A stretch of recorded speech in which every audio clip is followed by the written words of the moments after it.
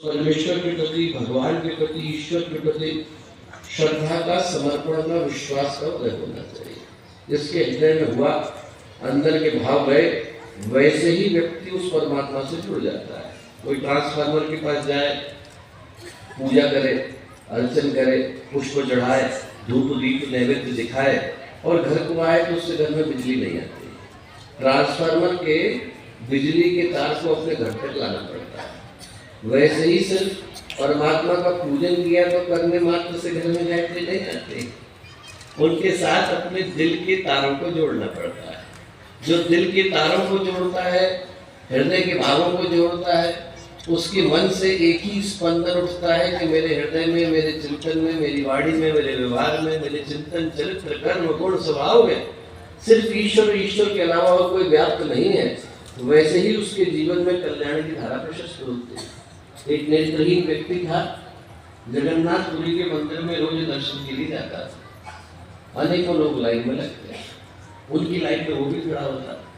कभी किसी की कोहनी लगती, कभी किसी का धक्का लगता। उन सारे आघातों को, कष्टों को सहता हुआ रोज लाइन में लगा करता।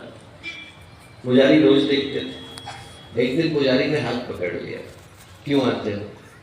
तुम्हें तो भगवान दिखाई भी नहीं पड़ते। वो व्यक्ति बोला, मुझे भगवान दिखाई नहीं पड़ते, पर भगवान को मैं तो दिखाई पड़ता हूँ। मैं यहाँ पर उनकी उपस्थिति लेने के लिए नहीं आता, उनकी हाजिरी लेने के लिए नहीं आता हूँ, अपनी देने के लिए आता हूँ। जब हम भगवान के सामने जाकर के खड़े होते हैं तो भगवान की उपस्थिति देखने के लिए नहीं आए, अपनी दर्द कराने के लिए आए। हमें गुरुदेव दिखाई नहीं पड़ते होंगे, पर गुरुदेव को हम दिखाई पड़ते हैं।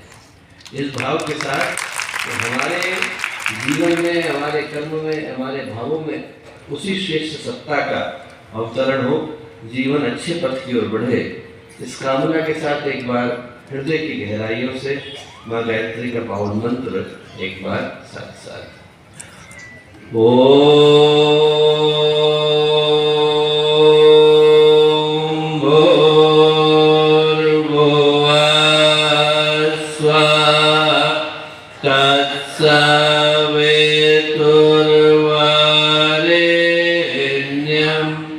भर्गो देवस्य धीमहि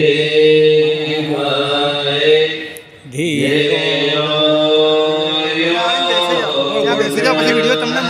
यो